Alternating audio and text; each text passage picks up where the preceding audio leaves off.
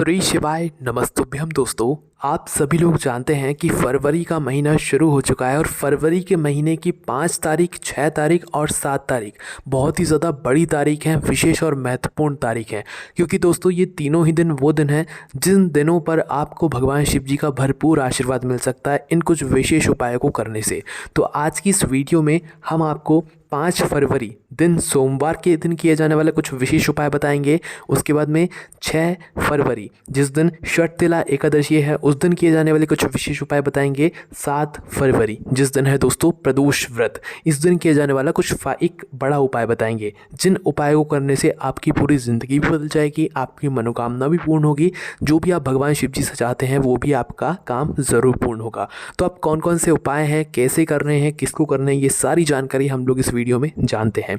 सबसे पहले हम लोग बात करेंगे 5 फरवरी जिस दिन पड़ रहा है फरवरी महीने का पहला सोमवार। ये फरवरी का महीना बहुत ही ज़्यादा खास है क्योंकि ये फरवरी का महीना 28 दिन का नहीं बल्कि 29 दिन का पड़ रहा है। इसीलिए इस फरवरी के महीने के इस सोमवार को आपको बिल्कुल नहीं छोड़ना चाहिए। तो भाई 5 फरवरी को पड़ रहा है यहाँ पर सोमवार का दिन।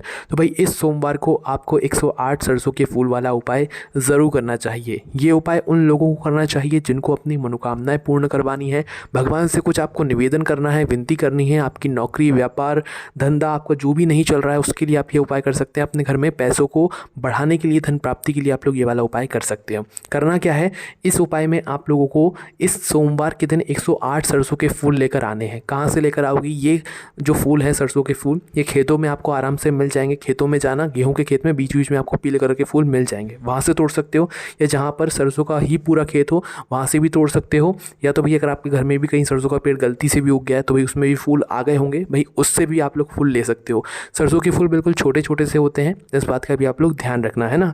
तो कुल मिला के पूरे 108 सरसों के फूल आप लोगों को यहाँ पर लेने हैं। कितने लेना है? 108 सरसों के फूल।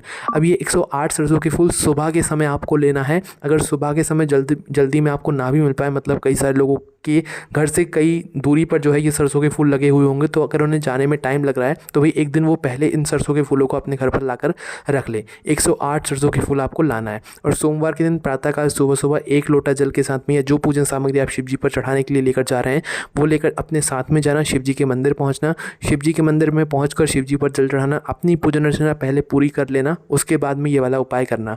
जैसे ही आपकी पूजन अर्चना हो जाए, शिव जी पर आप लोग जल चढ़ा दो। उसके बाद में शिवलिंग के पास में बैठना। शिवलिंग के पास में बैठने के बाद अपने वह 108 सरसों के फूल आप लोग निकाल लेना है, ठीक है। 108 सरसों के फूल निकालने के बाद अब आपको क्या करना है कि इन 108 सरसों के फूलों को एक साथ शिव जी पर बिल्कुल भी नहीं चढ़ाना है। कैसे चढ़ाओगे? 108 सरसों के फूलों को एक एक करके भगवान शिव जी की शिवलिंग के ऊपर आपको चढ़ाना है, एक एक करके, ठीक है। एक साथ बिल्कुल भी नहीं चढ़ाना है, इस बात का आप लोग ध्यान रखिएगा, ठीक है। तो एक एक फूल शिव जी पर चढ़ाना है उद्धृतेश्वर महादेव का नाम बोलते हुए, है ना। इस नाम को भी आप लोग लिख कर रख लो या ध्यान में रखना, उद्धृतेश्वर महादेव। एक और बार सुन लो, उद्धृतेश्वर महादेव, है ना। उद्धृतेश्वर महादेव का नाम लेते हुए आपको एक एक सरसों का फूल शिव जी पर चढ़ाते जाना है। और आखिरी वाला जो सरसों का फूल होगा उस फूल को चढ़ाते समय भी उद्धृतेश्वर महादेव बोलना। और आप जिस मनोकामना के लिए ये वाला उपाय कर रहे हो, अपने घर में धन प्राप्ति के लिए, व्यापार बिजनेस को बढ़ाने के लिए, दुकानदारी को बढ़ाने के लिए, अपनी वह मनोकामना भगवान शिव जी से बोल देना आखिरी फूल को समर्पित करते समय। जो लोग ज़्यादा बार उद्धृतेश्वर महादेव ना बोल पाए, भाई वो पहले फूल को चढ़ाते समय, मतलब पहला सरसों का फूल जो होगा उसे चढ़ाते समय उद्धृतेश्वर महादेव जरूर बोले। और एक आखिरी का सरसों फूल जो होगा, सरसों वाला फूल, उसको चढ़ाते समय उद्धृतेश्वर महादेव का नाम जरूर ले ले, क्योंकि इस उद्धृतेश्वर महादेव का नाम लेना ज़रूरी है इस उपाय को करते समय। और जैसे आपके 108 फूल चढ़ जाएं भगवान शिव जी की शिवलिंग के ऊपर, अपनी मनोकामना आप भगवान शिव जी से बोल दीजिएगा। इन फूलों को एक साथ नहीं चढ़ाना है। अब दोस्तों उसके बाद में एक और बात आप लोगों को ध्यान रखनी है, ये उपाय मतलब माताएं बहनें भी कर सकती हैं, पर विशेष रूप से जिसको अपना काम, मतलब जिसकी मनोकामना है उसको अपने हाथों से ये वाला उपाय करना है, क्योंकि इस उपाय को फल ही आप लोगों को इतना बड़ा होकर यहाँ पर मिलता है ना। और इस उपाय को आप कोशिश करें सुबह के समय कर लें, पर सुबह के समय ना भी कर पाए तो शाम के समय भी कर सकते हैं, प्रदोष काल में। उस समय मात्र आपको एक गोलपाती का घी का दीपक लेकर जाना है, पहले दीपक जलाना है, भगवान शिव जी के दर्शन करना है, उसके बाद में शिव जी के पास में बैठकर इस उपाय को करना है। ऐसे ही करना है जैसे हमने आपको सुबह करने की प्रक्रिया बताई है, ठीक है। ऐसे ही शाम को भी करना है अगर आप करना चाहें, वैसे करना शुभ ही है ना। चलिए दोस्तों, ये तो बात हो गई 5 फरवरी के दिन सोमवार के दिन किए जाने वाले इस 108 सरसों के फूल वाले उपाय के बारे में। अब अब हम बात करते हैं 7 फरवरी, जिस दिन शर्तिला एकादशी है, मतलब एकादशी के दिन किए जाने वाले कुछ विशेष उपायों के बारे में। तो दोस्तों यहाँ पर हम बात कर रहे हैं एक सबसे बड़े उपाय के बारे में जो कि एकादशी के दिन किया जाता है, और इस एकादशी के दिन किए गए उपाय से आप लोगों के जीवन में बहुत ज़्यादा खुशहाली आती है, आपकी जो भी मनोकामना होती है वो पूर्ण होती है। अब ये उपाय कौन सा है वो हम लोग सबसे पहले समझ लेते हैं। तो देखिए ये वाला जो उपाय है ये है दोस्तों सिर्फ और सिर्फ एक नाम वाला उपाय है ना। अब एक नाम वाला कौन सा उपाय है हम आपको बताते हैं। देखिए स्वधा नाम आप लोगों ने ज़रूर सुना होगा, ये पार्वती जी की नानी का नाम है और ये उपाय भी पार्वती जी की नानी से जुड़ा हुआ ही है। तो भाई इस उपाय में हमें क्या करना है वो सबसे पहले आप लोग सुन लो। इस उपाय को 2 तरीके से आप लोग कर सकते हो। तो पहला तरीका पहले सुन लो, उसके बाद हम दूसरे तरीके की बात करेंगे, है ना। तो सबसे पहली चीज़, इस उपाय को भी एकादशी के दिन सुबह सुबह किया जाता है, जो कि इस बार 7 फरवरी को शर्तिला एकादशी पड़ रही है। तो भाई सुबह सुबह आप लोग इस उपाय को करने के लिए जा सकते हो, है ना। और शाम के समय भी इस उपाय को कर सकते हो। पर करना क्या है, सुबह के समय जाओगे तो भाई अपने साथ में 1 लोटा जल ज़रूर लेकर जाना, या पूजन सामग्री जो भी हो वो लेकर जाना। शाम के समय कर रहे हो तो 1 गोलबाती का घी का दीपक लेकर जाना, या जो भी पूजन सामग्री आप लेकर जाना चाहो भगवान शिव जी के लिए वो लेकर जाना, ठीक है। मतलब पूजन अर्चना करने के बाद ही, भगवान शिव जी के दर्शन करने के बाद ही आप लोगों को ये वाला उपाय करना है ना। तो सुबह जैसे ही आप लोग शिव जी पर जल चढ़ा दो, जल चढ़ाने के बाद आपकी सारी पूजन अर्चना हो जाए, आप दर्शन कर लो शिव जी के, उसके बाद में आपको क्या करना है कि मात्र भगवान शिव जी की शिवलिंग के पास में आकर बैठ जाना है ना। शिवलिंग के पास में आकर बैठना है, 2 मिनट ऐसे ही बैठना है, भगवान शिव जी को निहारना है। उसके बाद अपनी आंखें बंद करना है, हाथ जोड़ना है और एक नाम को मात्र 3 बार बोल देना है, ठीक है। 3 बार बोलने से क्या करना है आप लोगों को, जो नाम हम आपको बता रहे हैं वो 3 बार बोलना है। वो नाम है दोस्तों स्वधा, ठीक है। स्वधा पार्वती जी की नानी का नाम है और एकादशी के दिन भगवान शिव जी की शिवलिंग के सामने इस नाम को बोलने का एक अलग ही महत्व होता है, अलग ही हमें फल मिलता है। तो मात्र आपको अपनी पूजन अर्चना करने के बाद स्वधा स्वधा स्वधा इस नाम को 3 बार बोलना है। 1 बार नहीं बोलना है, 2 बार भी नहीं बोलना है, पूरे 3 बार बोलना है। स्वधा स्वधा स्वधा, है ना। इस नाम को 3 बार बोलना और 3 बार बोलने के बाद अपनी जो भी मनोकामना हो वो भगवान शिव जी से बोल देना। पर पहले स्वधा नाम को बोलना, उसके बाद ही अपनी मनोकामना बोलना, ठीक है। और मनोकामना बोलकर भगवान को धूप देकर आप लोग अपने घर पर वापस आ सकते हैं, है ना। उसके बाद में शाम के समय भी आप ऐसे ही उपाय ये वाला कर सकते हैं। अब दोस्तों ये पहला तरीका था। अब हम बात करते हैं दूसरे तरीके के बारे में इसी उपाय को करने का।